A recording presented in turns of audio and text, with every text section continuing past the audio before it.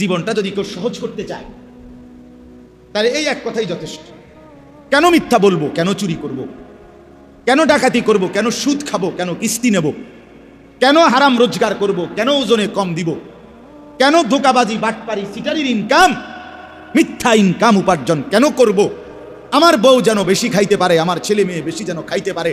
অথচ আল্লাহ তো বলছে কসম বান্দা, এক লোকমা, এক জাররা, এক বিন্দু আমার ফয়সালার অতিরিক্ত ভক্ষণ করতে পারবে না।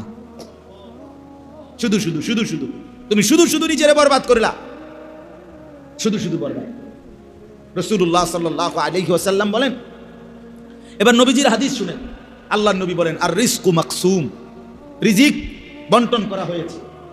আল্লাহ তাআলা প্রত্যেকের রিজিক বন্টন করে রেখেছেন। বন্টন, কেউ বেশি খাবে, কেউ কম খাবে, মালিকের ফয়সালা। আপনি যদি বলেন আল্লাহ তারে আপনি বেশি দিলেন, আমারে কম দিলেন না, আল্লাহ যদি জিজ্ঞাসা করে, মনে করো তোমারে কমে দিলাম, কিন্তু তুমি যে কমই পাওয়ার যোগ্য বা পাইতেই হবে, তোমার এই কমটাই দিতে হইবে, আমি এটার কারণে বাধ্যকা, তখন কি উত্তর? বুঝেন না কথাটা? আবার আরে আমি 300 টাকা দিছি, আপনারা 100 টাকা দিছি, আপনি যদি বলেন আমারে 100 টাকা দিলেন, আর আমি যদি বলি তোমারে 100 টাকাই দিতে হইব, এটা কি কারণ? তোমার কি কারণ? কি কারণে তুমি 100 টাকা প্রাপ্য? তোমার কি শরীরটা তোমার, না তোমার আকফাও তোমার, না আসমান তোমার, না জমিন তোমার, না ক্ষেত তোমার, না উপার্জনের এই ক্ষমতা তোমার? তোমার কি তা? তো তাইলে তোমার 100 টাকা দিলেই কি, 200 টাকা দিলেই কি, 20 টাকা দিলেই কি, তুমি আলাপ করার কি? কথা বুঝছেন না? তুমি তুলনা করার কে? তুমি তুলনা করার, এটা আমার ইচ্ছা, কাকে বেশি দেব কাকে কম দেব এটা আমার ইচ্ছা। আমি অনেক সময় বলি, মনে করেন আমরা অনেক সময় বলি যে আমার উপরে বিপদ আসছে, তো আমি গা খোদা, আমরা বলি যে বিপদ, এই মুসিবত আমার নি দেখলাম, মুসিবত বুঝি আমি, আল্লাহ আমার কান্দে নিয়ে দিলাম। তা আমি বললাম, বলি আল্লাহ যদি জিজ্ঞাসা করে, আল্লাহ বান্দা আচ্ছা ঠিক আছে তোমারে না দিয়া অন্য কারে দিতাম, তার নামটা কিন্তু তুমি আমনে একজনের নাম কইছেন, এরপরে যদি সে শুনে আমনে হেতের নাম কইছেন, আপনি কি ভিটাটা দিব? কি রে বেটা তুই আমার নাম কইলি কেন? আরে বলবি কি না বলেন না কেন? তাইলে এই কথা বলার কোনো যুক্তি আছে? তাইলে আপনি যে বললেন আল্লাহ আমারে কম দিলেন, তারে বেশি দিলেন কেন? সে যদি প্রশ্ন করে আমারে কম দিত, এটা তুই চাইলি কেন? কি রে বেটা? এই জন্য আল্লাহ তাআলা বলেন ইল্লা আলাল্লাহি রিজকুহা, আমি কায়নাতের সমস্ত কিছুর রিজিক আমার হাতে রেখেছি, এটা আমার ফয়সালা, আমার দায়িত্ব, আমি আমার কাঁধে তুলে নিয়েছি, একেবারে ফরজ মনে করে আমি আদায় করছি। সুবহানাল্লাহ। আল্লাহ নবী বলেন ইন্নার রিজকা লা ইয়াতলুবুল আবদা কামা ইয়াতলুবু আজালু। আমি এই কথাগুলো বলার একটা শেষ 2 মিনিটের উদ্দেশ্য আছে, এটা পরে এক কথা বলবো। ইন্নার রিজকা লা ইয়াতলুবুল আবদা কামা ইয়াতলুবু আজালু। নবীজি বলেন নিশ্চয়ই কোন মানুষের মৃত্যু যেমন তাকে তালাশ করে বের করে ফেলে, তার রিজিকও তাকে এভাবে তালাশ করে নেয়। আইসিইউর ভিতরে থেকেও মালাকুল মউত নিয়ে আসে, ঠিক কিনা বলেন? হসপিটালের আইসিইউতে কাউরে ঢুকতে দেয় না নার্সেরা, কিন্তু মালাকুল মউত ঠিকই ঢুকে, সে নিয়ে আসে। ঠিক মৃত্যু যেমন নিয়ে আসে, আল্লাহ নবী বলেন রিজিকও ওই ব্যক্তিকে এভাবে তালাশ করে নেয়। এরপরে দেখেন নবীজি বলেন ওয়াল্লাহি লান তামুতা নাফসান হাত্তা তাস্তাকমিলা রিজকাহা। নবীজি বলেন আল্লাহর কসম, একটা প্রাণ, একটা আত্মা, একটা জীবিত সত্তা মরবে না তার জন্য বরাদ্দকৃত রিজিক পূর্ণ না করা পর্যন্ত। হাত্তা তাস্তাকমিলা রিজকাহা, তার রিজিক পূর্ণ না করে সে মরবে না, মরার সুযোগ নাই, মরার সিস্টেমে নাই, সে বেঁচে উপভোগ করতে পারবে না, আবার রিজিকটুকু না খাইও যাইতে পারবে না। তাইলে আল্লাহ তাআলা বলেন, এখন আপনি আমি বলেন আমরা আল্লাহ তাআলার নিখুঁত হিসাবের মধ্যে এবং আল্লাহ তাআলার পক্ষ থেকে আমাদের জন্য বাধ্যতামূলক রিজিক, আমাদের আয় উপার্জন সব নির্ধারিত, আমরা কেন আল্লাহর নাফরমানি করব? আল্লাহকে বাদ দেব কেন? হারাম কেন রোজগার করব? কেন হারাম রোজগার করব? এলো এক কথা। আচ্ছা, এখানে অর্থটুকুর আরেকটু আছে দেখেন। এরপরে আল্লাহ বলেন ওয়া ইয়ালামু মুস্তাকাররাহা ওয়া মুস্তাউদাহা। মানুষের অবস্থান দুইটা, একটা হলো সাময়িক অবস্থান, একটা হলো দীর্ঘমেয়াদী অবস্থান। সাময়িক অবস্থান হলো হায়াতের এই দুনিয়া, দীর্ঘমেয়াদী অবস্থান হলো কবর। আল্লাহ বলেন সাময়িক এই দুনিয়ায় তুমি কখন কোথায় থাকবা আমি এটাও জানি, চূড়ান্তভাবে তুমি কোথায় দাফন হইবা, কবরস্থ হইবা, আমি সেটাও জানি, আমি সেটাও জানি। তাইলে তোমার শেষ সেকেন্ড পর্যন্ত তুমি কোথায় কোথায় থাকবা আমি তাও জানি, আর সর্বশেষ কোথায় তুমি মাদফুন দাফন হইবা আমি তাও জানি।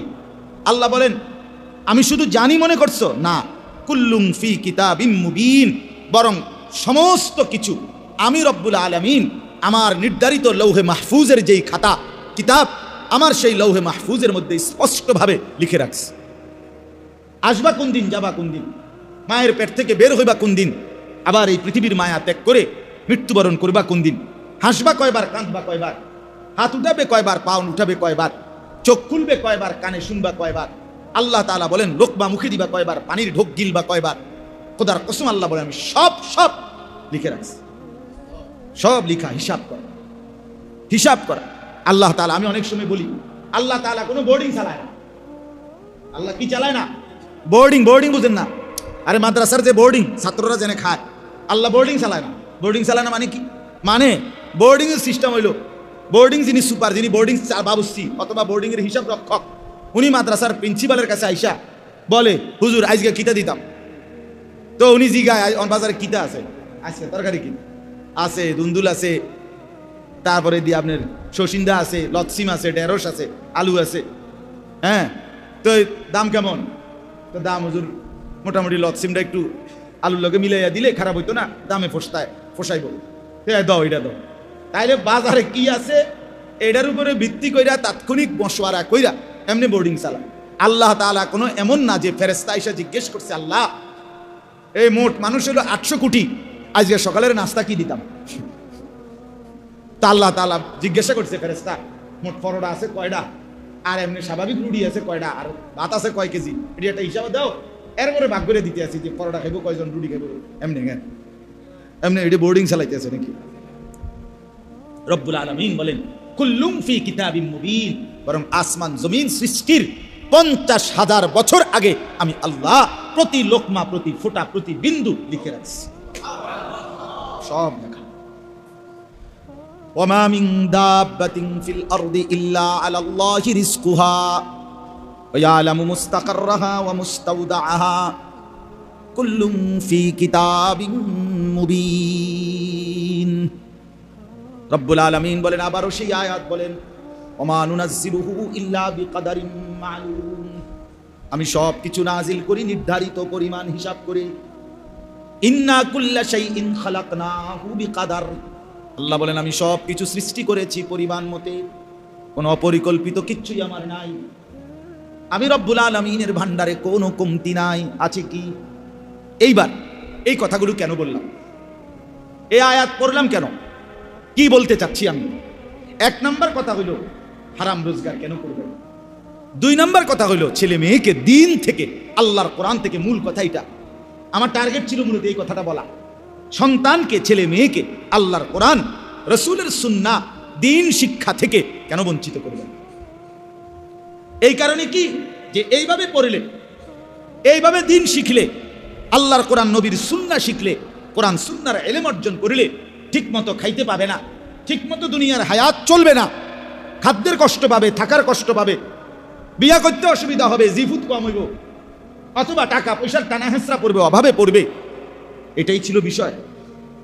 যদি এইটা মানসিকতা না হয় তাহলে বাচ্চাকে আল্লাহর কোরআন থেকে, যদি এটাও কারণ না, বলে আপনি যদি কর না বাতের চিন্তায়, টাকার চিন্তায়, উপার্জনের চিন্তায় আমি আমার বাচ্চাকে কোরআন শিখাই নাই, এই চিন্তায় না, তাইলে তো আপনি আচ্ছাইতে বড় গাদ্দার যে আপনি আল্লাহকে বিশ্বাসই করেন না, আল্লাহর কোরআন লাগবে এটা মনেই করেন না। তো আপনি কি জাতের মুসলমান বলেন? একজন মুসলমান যে তার সন্তানকে কোরআন শিখাইল না, কি কারণ হইতে পারে? 2 কারণ হইতে পারে। 1 কারণ হইল ভাত মাছ চাল ডাল চাকরি উপার্জন, দুনিয়া চলার ক্ষেত্রে কষ্ট পাবে, কথা বলেন না কেন? এটা একটা কারণ হইতে পারে, এই কারণে পড়াইলাম না। আরেকটা হলো আমি আল্লাহকেই মানি না, কোরআনকেই মানি না, ইসলামকেই মানি না, এটা কিছু কোনো পড়ালেখা আমি এটাই মনে করি। তো কোনোটার অনুমতি আছে কি? কথা বলেন। এই ভাত মাছ চাল ডালের কষ্ট পাবে এই কথাও যদি কেউ বিশ্বাস করে, মনে মনে ভাবে, তো তার ঈমান থাকবে তো? কথা বলেন না কেন? আল্লাহ তাআলা এত ভাবে বলার পরও তুমি বলতে আসো না আপনি ফাইতেন না, তাই না? কোরআনে আছে লা নাসআলুকা রিজকা নাহনু নারযুকুক। রব্বুল আলামিন বলছেন আমি রব্বুল আলামিন স্ত্রী সন্তান পরিজন চালাইতে তোমাদের কারো সাহায্য চাই না রিজিকের। রিজিক দিতে, খাদ্য খাবার পৌঁছাইতে কারো সাহায্য লাগবে না। হ্যাঁ, নাহনু নারযুকুকা, আমি আল্লাহ একাই সকলকে রিজিক দেব। আল্লাহ বলেন ওয়ালা তাকতুলু আওলাদাকুম খাশিয়াতা ইমলাকিন, ক্ষুধার ভয়ে, অভাবের ভয়ে, দারিদ্রতার ভয়ে সন্তানকে মেরে ফেলো না। নাহনু নারযুকুকুম ওয়া ইয়াহুম, আল্লাহ বলেন আমি তোমাকেও রিজিক দেব, তোমার সন্তান পরিবারকেও রিজিক দেব। তোমার দাদা মরছে আর তো তোমারই আমি রিজিক দিছি, তোমার বাপ মৃত্যুর পরেও তো আমি আল্লাহ তোমাকে কামাই রোজগারির ক্ষমতা দিয়েছি। তোমার বাপ তো মনে করছিল হেবড়া মরলে আর তুমি কিছু করতে পারতা না, অন করো কেমনে? কথা বলেন না কেন? তোমার বাপের বাপ দাদা তো মনে করছিল হেবড়া মরলে তোমার বাপে কিছু করতে পারবে না, কিন্তু তোমার দাদা মরার পরেও তো তোমার বাপ মৃত্যু পর্যন্ত রোজগার করেছে কিনা বলেন? অতএব কোনো যুক্তিতে সন্তানকে দিন থেকে বঞ্চিত করা, আল্লাহর কোরআন থেকে বঞ্চিত করার কোনো অধিকার, কোনো যুক্তি নেই। শুধুমাত্র খামখেয়ালি, গাফলতি, অথবা আল্লাহর প্রতি আস্থার অভাব, আখিরাতের প্রতি বিশ্বাসের অভাব, আর কিচ্ছু না। শুধুমাত্র এই ছাড়া আর কিছু না। খাদ্য খাবার রিজিক দুনিয়া কার কতটুকু পূরণ হবে তা তো আল্লাহ তাআলার পক্ষ থেকে ফয়সালা করা আছে, সব নির্ধারণ করা আছে। এই জন্য দয়া করে এই আপনারা যে কয়জন বসছেন প্রত্যেকের কাছে অনুরোধ, প্রতিটা সন্তানের দ্বীনের পিছনে তার নামাজ, তার আখিরাত, তার আল্লাহর কোরআন শেখা, এক্ষেত্রে মূল দায়ভার শিখলো না, পড়লো না, পারলো না, এক্ষেত্রে মূল জবাবদিহিতা খোদার কসম শুধুই কেবল মা বাবা মূল বিষয়। সাফ কথা মনে রাখতে, আগামী 30 বছরের চাউল যদি সব ধান হয়ে যায় এবার, তো এতগুলো গোডাউন পাইবেন কই? আপনি রাখবেন কই? একবার ইউরোপিয়ান এক মূর্খ দার্শনিক নামের, তাদের কাছে দার্শনিক, আমাদের কাছে মূর্খ, এরকম এক দার্শনিক পণ্ডিত আমরা পত্রিকায় বইতে, উর্দু বইতে নিজে পড়ছি, সে বেটা ঘোষণা দিছিল আগামী 30 বছরের ভিতরে যদি জনসংখ্যা নিয়ন্ত্রণ করা না হয়, বার্থ কন্ট্রোল, জন্ম নিয়ন্ত্রণ ঠিকমতো করা না হয়, তাহলে এই ইউরোপের মধ্যে গম, ইউরোপের মানে রুটির জন্য যে মেন উপাদান গম, এটার প্রচন্ড ঘাটতি হয়ে যাবে, মানুষ ক্ষুধা, দারিদ্র এবং দুর্ভিক্ষের নিশ্চিত মুখোমুখি হবে। মজার ব্যাপার হলো ওইখানে রিপোর্টে লেখছে ওই কিতাবে যে পরবর্তী অল্প সময়ের ব্যবধানে ওই যেই দেশগুলোর উপরে সে ভবিষ্যৎবাণী করছিল, ওই দেশগুলোতে এই পরিমাণ গম উৎপন্ন হয়েছে, শেষ পর্যন্ত গুদামজাত করে অসংখ্য অগণিত টনে টনে গম তারা আগুনে পুরাইয়া জ্বালাইয়া ছাই করে দিয়েছে। এটি থনের আর জায়গা আর কোনো ব্যবস্থাপনাই নাই, বাট এটি থুইব কই? এটি কি মাটির তলে নি থুইত? তাইলে ওমা নুনাজ্জিলুহু ইল্লা বিকদারিম মা'লুম, সাংঘাতিক কথা এটা। আল্লাহ, আমি তো আল্লাহ তাআলা, তুমি আপনার যে 4 ছেলে হইলে, আপনার যে 4টা 5টা ছেলে হইলে, মেয়ে হইলে, সন্তান হইলে ঘাটতিতে পড়ে যাবেন, আপনি বুঝছেন, তাহলে আপনার 5 ছেলে সহ সবার হায়াতের যা ভাত তরকারি এটি এক লগে দিয়ে লাগবে, তাহলে তো আপনি নিশ্চিত হইবেন না ঘাটতি হইতো না। এটি রাখবেন কোন কথা বুঝছেন না? আপনি এটি হেফাজত থুইবেন কোন? তো তাইলে আপনার যেই বাচ্চা সামনে আসবে তার রিজিক আছে না নাই, এইটা আপনি এখন বুঝলেন কিভাবে? কেউ তো জানে না আগামীর মুহূর্ত। বেটা, তুই নিজেই তো জানোস না আগামী মিনিট তুই বাঁচবি কিনা, তো তোর 30 বছর পরে ফুতে ভাত খাইতে পারবো কিনা, এটা তুই বাঁচলি কেমনে? বেকুবের কি বাতরান দেখে এরকম বেউকুফে বলেন? এজন্য বার্থ কন্ট্রোল, জন্ম নিয়ন্ত্রণ অথবা জনসংখ্যা নিয়ন্ত্রণ, পপুলেশন নিয়ন্ত্রণ, এটা একটা ফালতু মতবাদ। ফালতু ফালতু ফালতু, ফয়কার ফা ল তরসুগার তু, ফালতু বাজে কথা, একদম ভুয়া কথা, ভুয়া, একদম ভুয়া।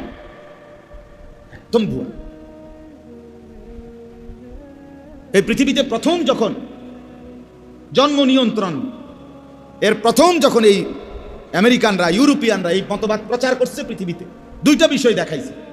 মেইন বিষয় এক হলো মানুষ বাড়লে আবাসন বাইরে যাবে, অর্থাৎ তাকে থাকার ঘর, থাকার জায়গা দিতে হবে বেশি।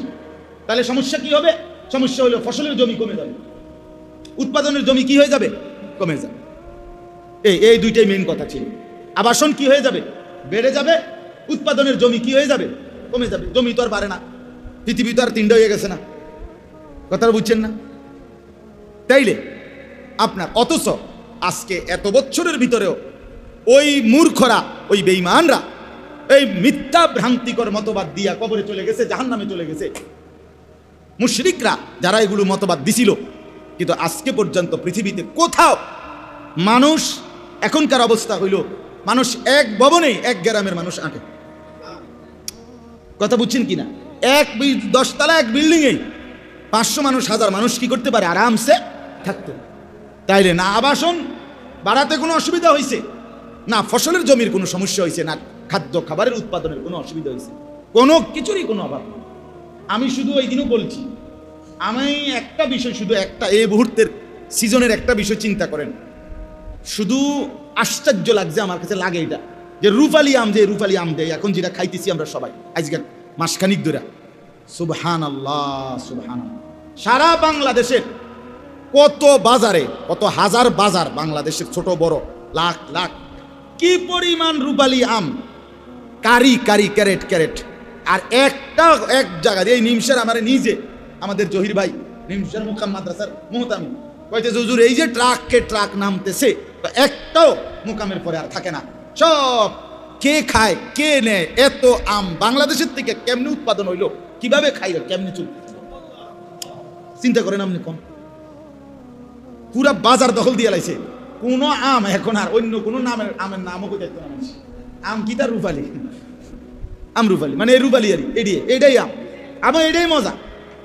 সুবহানাল্লাহ, সুবহানাল্লাহ। ওই বেঈমান যদি দেখতো এই জন্ম নিয়ন্ত্রণ, মানুষ বাড়লে সমস্যা হইবে, তারে যদি নিমসের বাজার কত দূর বইয়ান যাইতো বুঝলো, তুই শুধু আমের ক্যারেট কি গণবি, এরপরে তোর তরকারির ক্যারেট না মামু পরে তোর মাথা দিয়া, তুই আগে শুধু আমের টি গণ, এরপরে না রয়েছে তরকারি। কি সমস্যা হয়েছে বলেন?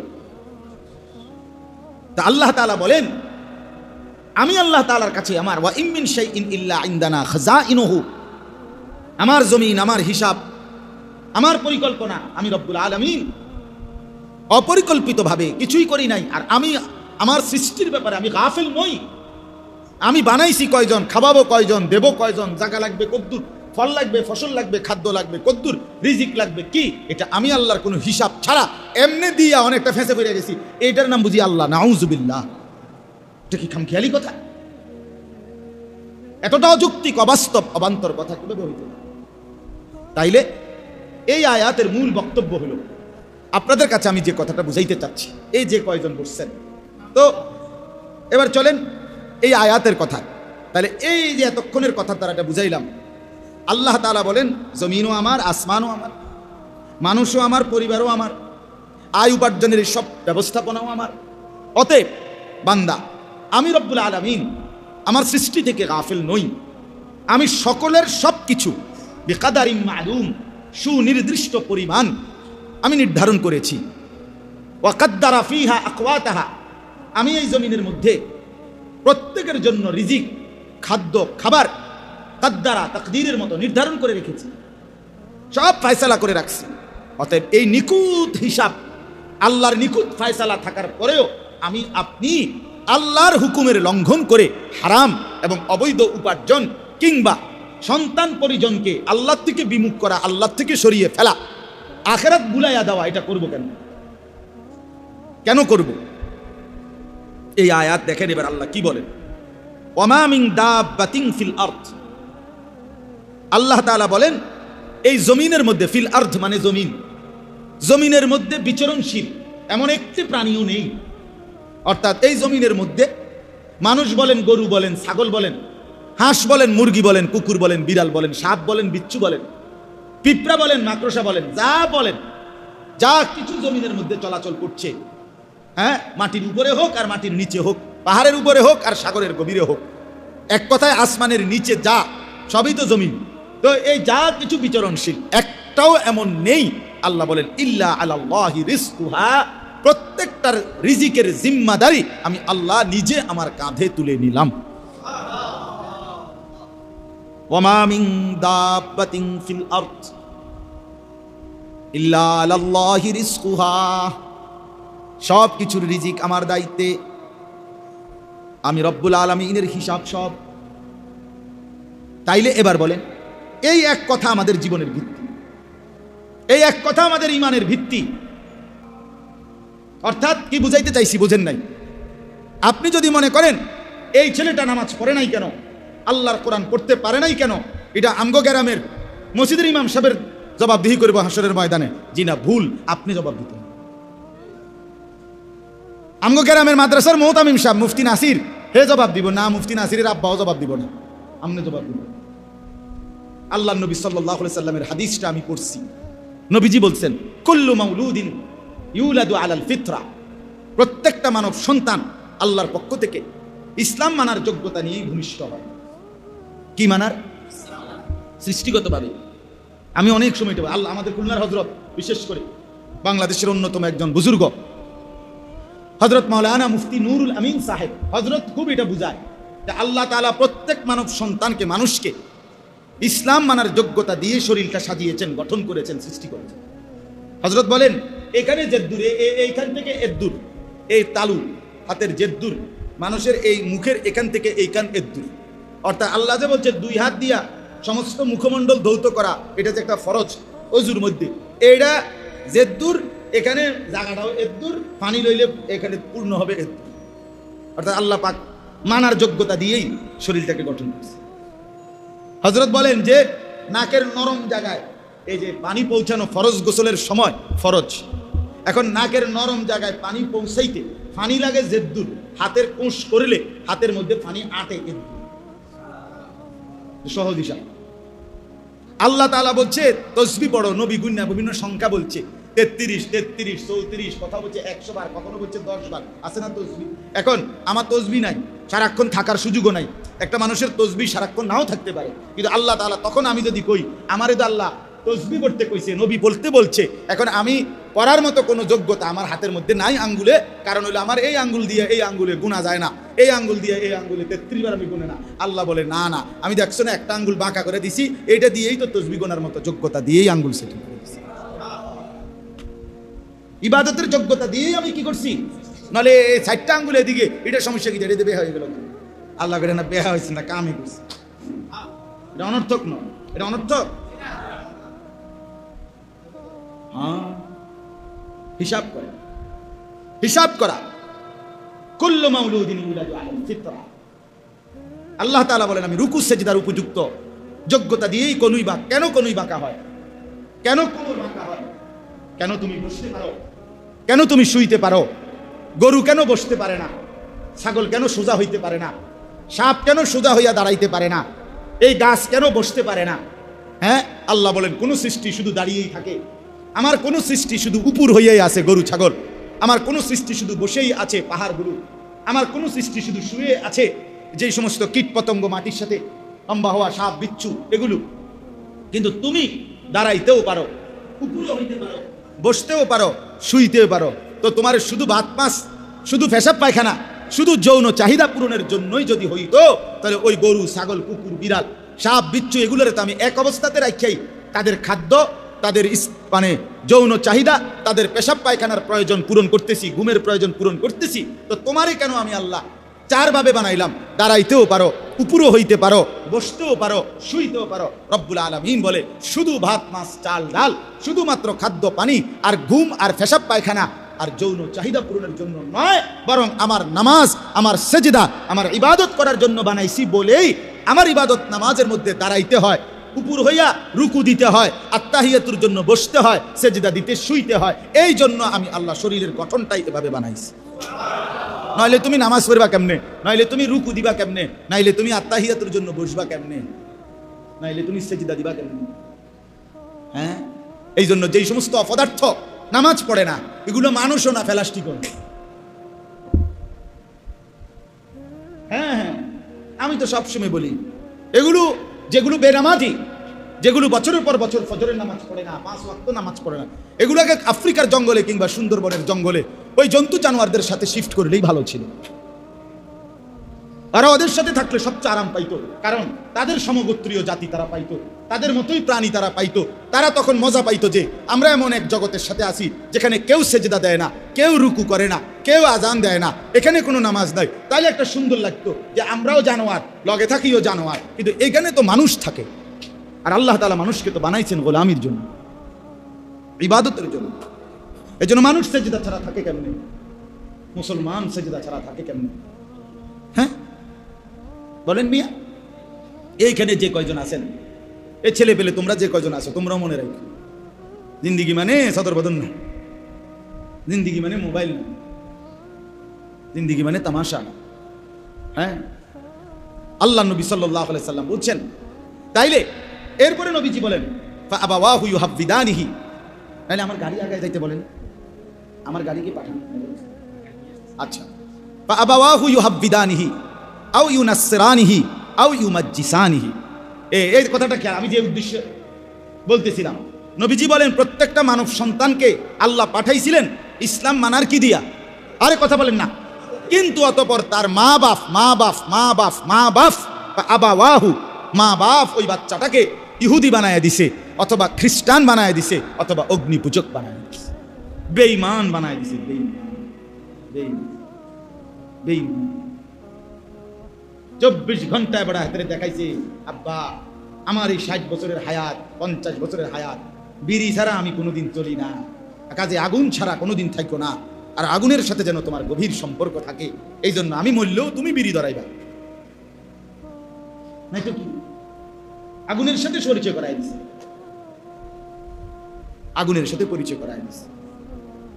আমি থাকতেও ঘরে টেলিভিশন কোনোদিন বন্ধ হইতে দেই নাই। তুমি যদি আমার পুত্র হইয়া থাকো, আমার ঘরে বাপের মতো ফুতের মতো বাপ, তাইলে তুমিও কোনোদিন আমার ঘরে টেলিভিশন বন্ধ হইতে দিবা না। হ্যাঁ নারে কি, উনি তো জীবনে কোনোদিন টেলিভিশন বন্ধ করে যায় নাই, ওনার মৃত্যু পর্যন্ত তো প্রতিদিন কি চলছে? তাহলে উনি ওনার স্ত্রী, সন্তান, ছেলে মেয়ের জন্য কি এই সবক দিয়ে যায় নাই? এই সবক দিয়ে যায় নাই? বলেন তো, আপনি জীবনভর দাড়ি কাটলেন, আপনার সন্তান কি সবক নিল? আপনি কি শিখায় গেলেন যে বাবা আমি জীবনভর ইহুদিদের মতো, খ্রিস্টানদের মতো নিজের চেহারা সুরতকে রাখছি, তুমিও কোনোদিন মুসলমানের সুরত ধরবা না, বেঈমানের মতোই ধরবা। তো নাই তো কি, আর নাই তো যে বাবা বিষয়টা কি এই, আমি চলতেছি বাবা বেঈমানদের মতো, তুমি ওইবা জোনায়েদ বাগদাদির মতো, হেতে যদি কত এটা আমনে হইতো, অসুবিধা কি? কথা বলেন না কেন? একজন লোক যদি কয় যে বিড়ি খাইতে খাইতে তার ফুতেরে যদি কয় বাবা বড় হইয়া চেষ্টা করিবা, একবার বাইজিদ বুস্তামি হইবার চেষ্টা করিবা, তো হেই ফুতে যদি কয় আব্বা যেটা আমনে আমারে হইতে বলতেছেন, এটা আমনে হইতে সমস্যা কি? কথা বলেন না কেন? আমনের গায়ে কাজ এটা সয় না, আপনি কা ভালো হইলেন না, আপনি কেন হারাম খাইলেন, আপনি কেন অবৈধ উপার্জন করলেন? তাইলে আমার বলার উদ্দেশ্য হইল ওই আগের কথা আবার মিলান। রব্বুল আলামিন রিজিক সবার বরাদ্দ রাখছেন, শুধুমাত্র টাকার জন্য, খাদ্য খাবারের জন্য সন্তানকে দিন থেকে বঞ্চিত করেন, লাভ হবে না। মা বাবা দায়ী থাকবে, নবীজি বলছেন মা বাবা দায়ী থাকবে। এই মহল্লার যে কয়েকজন মুসলমান আছেন মৃত্যু পর্যন্ত ওসিয়ত করে যাবেন যে আমার সংসার, আমার সন্তান, আমার বংশের কেউ যেন মাদ্রাসা ছাড়া একজনও যেন না হয়, সবাই আল্লাহর কোরআন যেন শিখে। আলহামদুলিল্লাহ, আমার আব্বা, আমরা 5 ভাই 3 বোন, আমার বাবা রেখে গেছেন, আমরা 5 ভাই 3 বোন, আর আমাগো ভাই বোন আর ছেলে মেয়ে মিল্লা, আর আমার মা আছে এখন বরাবর 25 জন, আমরা 25 জন, আমার গুণা একবারে 25 জন। এই 25 জনের মধ্যে আমাদের 5 ভাই 3 বোন, আমরা হলাম 8 জন, মা হইলে 1 জন, তাহলে 9 জন। তাহলে 25 জনের থেকে 9 গেলে আর কত থাকে? 16, 9 4 16 জন। এই 16 জন বাচ্চার একজনও আল্লাহর কোরআন ছাড়া, রাসূলের সুন্নাহ শিখে নাই, কোরআন শিখে নাই, একজনও নাই। আলহামদুলিল্লাহ, একজন। এবং আল্লাহর ঘরে এইবারও মক্কায় মদিনায় আল্লাহ যে কয়দিন রাখছে, এইবারও হজ্জে মালিকের কাছে তওয়াফে আল্লাহর ঘরে বারবার এই দোয়া করছি যে আল্লাহ আমার খানদান, আমার বংশ যেন একজনও কোরআন ছাড়া না হয়। কোরআনে আছে আল্লাহ নবী ইব্রাহিম আলাইহিস সালাম দোয়া করছেন ওমিন যুররিয়াতিনা উম্মাতাম মুসলিমাতান লাক। ইব্রাহিম নবীর দোয়া, আল্লাহর ঘর কাবা বানাইয়া ইব্রাহিম নবীর দোয়া ছিল এটা, যে আল্লাহ আমার বংশধর অমিন যুররিয়াতিনা, আল্লাহ আমার বংশধরকে সর্বযুগে উম্মতে মুসলিমা আপনার অনুগত বানায়েন। অমিন যুররিয়াতিনা উম্মাতাম মুসলিমাতাল লাক ওয়া আরিনা মানাসিকানা, আল্লাহ আমারে আমার সন্তান বংশধরকে আপনার ইবাদতের, আপনার বন্দিগির সমস্ত নিয়ম কানুন শিখায়া দেন। কেমনে পড়বো নামাজ, কেমনে দেব যাকাত, কেমনে করব হজ, কেমনে করব কুরবানি, আপনার বন্দিগি আপনি শিখায়া দেন। অতুবা আলাইনা, যা কিছু ভুল ভ্রান্তি গুনাহ নাফরমানি তওবা করছি মাওলা, আপনি মাফ করে দেন। ইন্নাকা আনতাত তাওয়াবুর রহিম, আপনি তো সবচেয়ে বেশি তওবা কবুলকারী, আপনি দয়ালু মেহেরবান। আরো শুনেন, আরো শুনেন, আল্লাহর কোরআনে আল্লাহ বলেন ইব্রাহিম নবীর আরেকটা দোয়া। ইব্রাহিম নবী আল্লাহর কাছে দোয়া করে বলেছেন, রব্বি জাআলনি মুকিমাস সালাহ, আল্লাহ আমি ইব্রাহিমকে মৃত্যু পর্যন্ত পূর্ণ নামাজি বানান। কি বানান? কি বানান? সবাই বলেন ওয়া মিন যুররিয়াতি, ওয়া মিন যুররিয়াতি, সাথে সাথে বললেন এবং আমার বংশধর সন্তানাদিদেরকেও নামাজি বানান।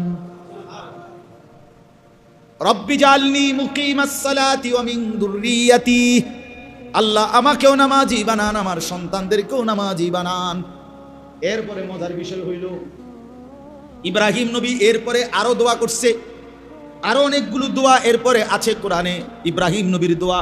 কিন্তু এই কথাটা বলে যে আল্লাহ আমাকে নামাজি বানান, আমার সন্তানদেরকেও নামাজি বানান, এইটা বলে আবারও বলছেন রব্বানা ওয়া তাকাব্বাল দুআ, আল্লাহ বাকিগুলো দোয়া যা করব সেগুলো পরে শুনেন, পরে কবুল করেন, এটা কিন্তু এখনই কবুল করে নেন। আল্লাহ এখন এটা আগে হয়ে যাবে, এটা কবুল করছেন নি কোন আগে এটা ক্লিয়ার করেন, এফর্টই কম বুঝেন না? একসাথে 13 মিনিটের দোয়া যা কইছি আল্লাহ ভাত মাছ চাল ডাল কাঁদা বাড়ি সবই এক লগে দিয়ে, না না ইব্রাহিম নবীর কথা এইটা আগে আলাদা দোয়া, যে আল্লাহ আমাকেও নামাজি বানান, আমার সন্তানদেরকেও নামাজি বানান।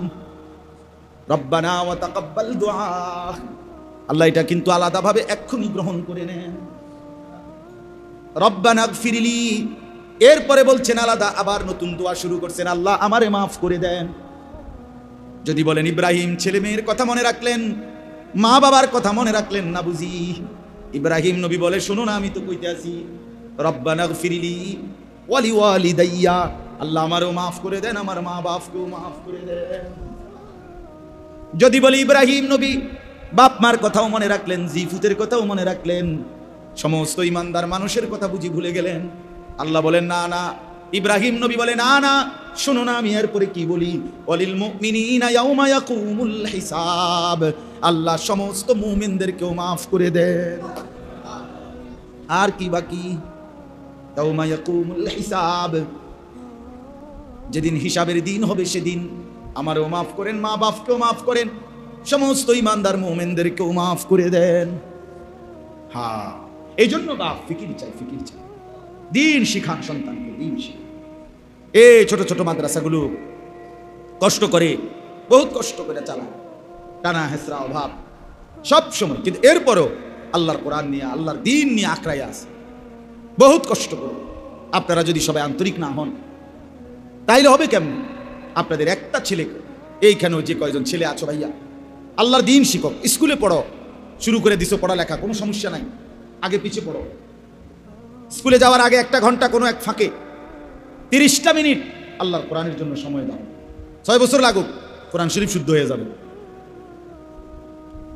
বিকালবেলা একটু সময় দাও, মুরব্বী যে কয়জন আছেন চা দোকানের থেকে কত সময় মসজিদে দেয়, বনবিড়ি আর চা বিস্কুটের এই ফালতু সময় থেকে বেহুদা সময় নষ্ট না করে আল্লাহর কোরআনের জন্য কিছুটা সময়, বরকত হবে, হায়াতের দাম বাড়বে, আখিরাতে সুন্দর হবে, স্ত্রী সন্তান পরিজন দিন পাবে। প্রত্যেকেই তার বাবা মাকে অনুসরণ করে, আপনি না বললেও সে আপনাকে অনুসরণ করে, এটা বাস্তবতা। আমার ছোট ছেলে আপনার সাফওয়ান, আমার 2 ছেলে, ছোট ছেলে, সারাক্ষণ বাসায় নামাজের মুসল্লারে ভাঁজ করে, টুল আছে টুলের খাড় করায়, ওয়াজ কি ওয়াজ, কেউ বোঝে না হেতে কি কয়, আল্লাহ আমার বড় মেয়ে, আমার বিবি অনেক বাড়ি কইছে আমার হেতে কি কয়, হেতে কইতে, কিন্তু মাগার উড়ে এলায় সব। হ্যাঁ, সে তো তার বাবা, আমি সে তো দেখছে আমার দেখ, তাহলে বোঝা গেল সন্তান তার বাবাকে কি করে ফলো ফলো। আমার বড় মেয়ে, আমার বিবি সব সময় হিজাব পরে, বোরকা পরে, হিজাব। আমি এ পর্যন্ত আলহামদুলিল্লাহ, আজকে আমার ছোট্ট মেয়ের বয়স 3 বছর, সেপ্টেম্বরে পূর্ণ হবে। এর মধ্যে কথা বলার পর থেকে যে কয়বার উমরায় গেছি, একবার হজে গেছি, একবার মোটামুটি হের বুঝের কিছুটা বুঝের এই 3 বছরের ভিতরে বয়সের 2বারই আমি আমার এই ছোট্ট মেয়েটাকে মোবাইলে যতবারই জিগাইছি মক্কা মদিনা থেকে, আবু তোমার জন্য কি আনতাম, এক কথাই বলছে হিজাব হিজাব। আবু হিজাব, আমি হিজাব হিজাব। এবং বাসার গেইটের কোনোভাবে এই পাশে আনা যাবে না হিজাব ছাড়া। বাইরে যাইতে হইলেই তার মাথাতে কি দিতে হবে, সে বুঝে তার মা, তার বোন, সে তাদেরকে দেখে অনুসরণ করে। তাহলে প্রতিটা সন্তান মা বাবাকে কি করে বলেন, অনুসরণ অনুসরণ করে। এজন্য মা বাবার জিম্মাদারি একটা সন্তানকে দিন দেওয়া, সন্তানকে দিন দেওয়া। আল্লাহ তাআলা রিজিকের জন্য ঠকাবে না, খাদ্য খাবারের জন্য আল্লাহ ঠকাবে না। রিজিক বন্টন করে আল্লাহ এখানে বলছেন, আমি সকলের রিজিকের ফয়সালা আমি আল্লাহ আমার দায়িত্বে তুলে নিলাম, আমার কাঁধে তুলে নিলাম। এই জন্য আমরা প্রত্যেকে ইনশাআল্লাহ চিন্তা করেন, ফিকির করেন, আমরা প্রত্যেকের ইনসাফের সাথে আমাদের মধ্যে এই ভাবনা আমরা ভাবেন। দেখেন,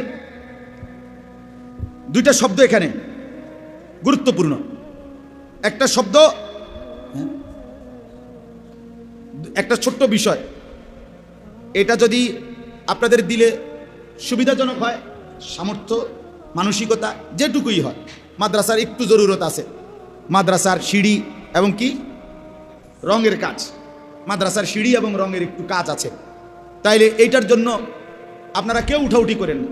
আমার পরম শ্রদ্ধেয় বড় ভাই, ভাইয়া আমার উস্তাদও, ভাইয়া আমার ছোটবেলায় পড়ালেখা করাইছে আদর করে, প্রথম জীবনের প্রথম প্রাইমারি স্কুল পাশ করার পরে ভাইয়া কুলে করে আমারে মাদ্রাসায় দিয়ে আসছে, নোয়াখালী লক্ষ্মীপুর টুমচর মাদ্রাসায়। বাসের সিটে বসায় নাই, ভাইয়ের কোলে বসাইছে, বসাইয়া মাদ্রাসায় 4র্থ শ্রেণীতে ইয়াজদাহুম ভর্তি করাই দিয়ে আসছে। এরপরে আবার ভাইয়ের 1.5 মাস পরে গিয়ে আবার আনছে মাদ্রাসার থেকে। প্রথম 2-3 বছর ভাইয়াই আমার সব জায়গায় নিয়ে যাইতো, আনতো। আমার অনেক শ্রদ্ধেয়, আমাদের গোটা ফ্যামিলির, আমার যেহেতু আব্বা 2015 সালে ইন্তেকাল করছেন, এরপরে বড় ভাই আমাদের মুরব্বী, অভিভাবক। ভাইয়া ইনশাআল্লাহ কথা বলবেন সংক্ষিপ্ত। কয়েকজন ছাত্রকে কি দিবে, সবক না দিবে না পাগড়ি, সবক দিবে। হ্যাঁ, সবক দিবে ভাই, সবক দিবে কয়েকজন ছাত্রকে, এরপরে দোয়া করবে। এই জন্য আপনারা উঠেন না, অল্প একটু সময় কথা বলবে। কিন্তু মাঝখান দিয়ে যদি মনে করেন নগদ হোক অথবা পরেই হোক, যেমনি সুবিধা হয়, এই 2টা মিনিট চলে আসছেন ভাইয়া, আসতে আসতে মাদ্রাসার এই রং এবং সিঁড়ির এই কাজের জন্য যেটুকু টাকা, যাই আপনাদের মন হয় একটু বলবেন কিনা বলেন, বা দিবেন কিনা। যদি কেউ দেন ইনশাআল্লাহ বরকত হবে। অথবা যদি সবসময় দিছেন, আগেও দিছেন, আমি তো এই মাদ্রাসায় আরও আসছি, আমার খুলনার হজরত আসছে, আমার শায়েখ আসছে, হ্যাঁ, অনেক বড় বড় ওলামায়ে কেরাম কিন্তু এই মাদ্রাসায় আসছে আল্লাহর দয়া। এই জন্য আজকেও অনুরোধ করতেছি, কেউ বলবেন কিনা যে পরে ইনশাআল্লাহ আমি 1000 টাকা দেবো বা 2000 বা 500 টাকা, আল্লাহ বরকত দেবে ইনশাআল্লাহ। বলেন, নামটা লিখে নেন। কি নাম আপনার? ফরিদ আহমদ মুন্সি। ভাইয়া 1000 টাকা দিবে, আল্লাহ কবুল করে, মাশাআল্লাহ। আর কেউ বলেন? আল্লাহ, বলেন মাশাআল্লাহ। চাচাদের নাম কি? হাজি শহীদ, মাশাআল্লাহ। চাচাদান দিবে 1000 টাকা, আল্লাহ কবুল করে। যাই হয়, যেটুকুই হয়, অংশগ্রহণ হইল। বলেন 500 টাকা হইলে 500 টাকাই বলেন, নগদ হইলে নগদ দেন। হ্যাঁ, মাশাআল্লাহ, আল্লাহ কবুল করে। 1000 টাকা দিছে।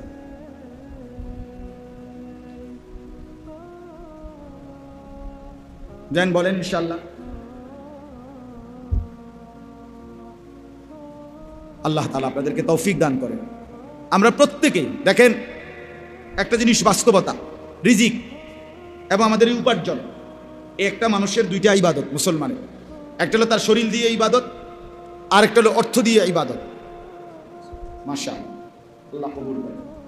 প্রত্যেক মুসলমানের জন্য তার আর্থিক ইবাদতও তার ইবাদতের অংশ। অর্থাৎ জাকাত ফরজ হলে জাকাত দিতেই হবে, কোরবানি ওয়াজিব হইলে কোরবানি দিতেই হবে, হজ ফরজ হলে হজ করতেই হবে, এবং নফল দান সাদাকা নিয়মিত করা, এটা জান্নাতি মুমিনের সিফাত। জান্নাতে যে একেবারে স্বাভাবিক সিফাত, যে নামাজ পড়বে সে দানও করবে, এটা আল্লাহর কোরআনের কথা।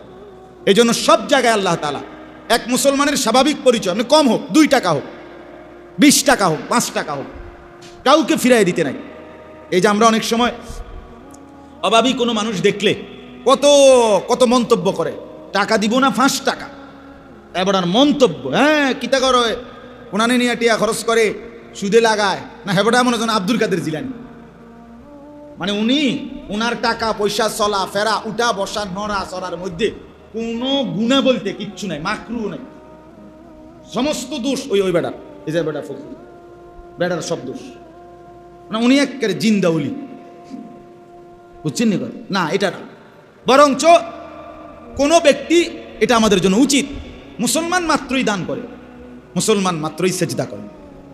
কোরআন শরীফে আছে রাত গভীরে যে তাহাজ্জুদ নামাজ, আল্লাহ তাআলা কোরআনের যেই আয়াতে তাহাজ্জুদ নামাজের কথা বলছে, ওই আয়াতেও অমিম্মা রাযাকনাহুম ইউনফিকুন, আল্লাহর রাস্তায় দান করার কথা বলছে। বিশ্বাস করে তাহাজ্জুদ নামাজ মানে রাত গভীরেও যদি কেউ সেজদা করে, উচিত ওই সময়ও আল্লাহর রাস্তায় সাদাকা করে। আমার ছোট্ট জীবনে আমার একটা ছোট্ট আমল আছে, চেষ্টা করি মাঝে মধ্যে। আমি বেশিরভাগে তো রাত 2টা-3টা বাজে, যখন মাহফিল থেকে কখনো কোথাও দূর থেকে ফিরলে, টোলের জায়গায় যেখানে টোল নেয় ব্রিজের, ওইখানে অনেক ফকির থাকে, গরিব মানুষ থাকে, তো রাত্রে 2টা-3টা বাজে আমি কম বেশি কিছু টাকা দিতে চেষ্টা করি। তো আর মনে মনে ভাবি যে আল্লাহ যে বলছে রাত গভীরে আমার বান্দা দান করে, এই সবটা আশা করি পাবো।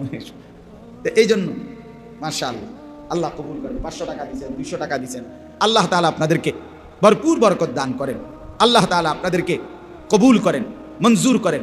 আমরা প্রত্যেকে ইনশাআল্লাহ সন্তানদেরকে দিন শেখাবো, একজন সন্তানকেও দয়া করে বঞ্চিত করবেন না। এখানে যে বাচ্চাগুলো মাদ্রাসায় পড়তেছে, আলহামদুলিল্লাহ আপনাদেরই মহল্লার ছেলে, আপনাদেরই মানুষ, আপনাদেরই সন্তান। আজকে হয়তো মনে হইছে ছোট্ট, স্বাভাবিক, কিন্তু একদিন বুঝবেন, একদিন ভাববেন, অবশ্যই মনে করবেন, দেখবেন যে এরাই আখিরাতে আপনার নাজাতের উসিলা হবে। আমার বাপ, আমরা কিতাবে পড়ছি, এক ঢোক পানি, এক চুমুক দুধের বরকতেও অনেককে আল্লাহ তাআলা জাহান্নাম থেকে মুক্তি দিয়ে দিবে। এই সামান্য অজুর পানি আগায় দিছে, এই বরকতে। আল্লাহ তাআলা আমাদেরকে তৌফিক দান করেন, কবুল করেন ইনশাআল্লাহ। ভাইয়া এখন আপনাদের সামনে এই বাচ্চাগুলোকে সবক দিবে এবং সামান্য কথা বলে ইনশাআল্লাহ দোয়া করবে। এরপরে আপনারা একসাথে এশার নামাজ জামাতের সাথে পড়ে এরপরে যাবেন।